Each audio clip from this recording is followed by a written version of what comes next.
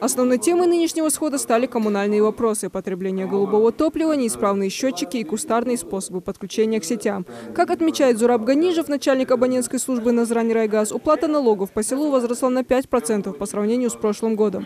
Без правоустанавливающих документов заключать договора на поставку газа и «Газпром» не имеет права, точно так же и другие энергоснабжающие ресурсы. На сходе также затронули еще одну важную проблему – перебои в электроснабжении. Впрочем, этот вопрос уже решается.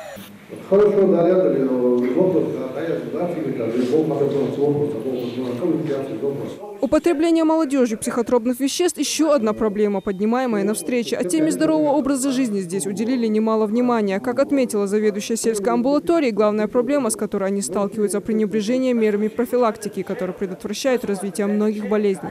Чтобы этого не было, нужно проводить профилактику. Это значит, нужно 1 раз в год минимум пройти флюорографию, проходить флюорографию легких, ну или сделать рентген легких.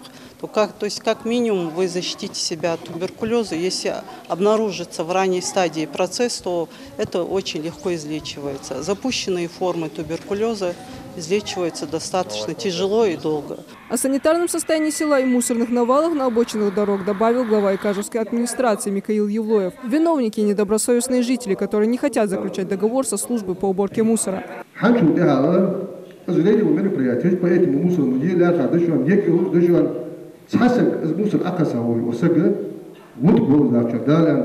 Все предложения по благоустройству села местные власти обещают реализовывать поэтапно. Отчет о проделанной работе предоставить жителям уже на следующем сходе граждан, который запланирован на конец апреля. Лариса Дударова, Султан Булгучев, Новости 24.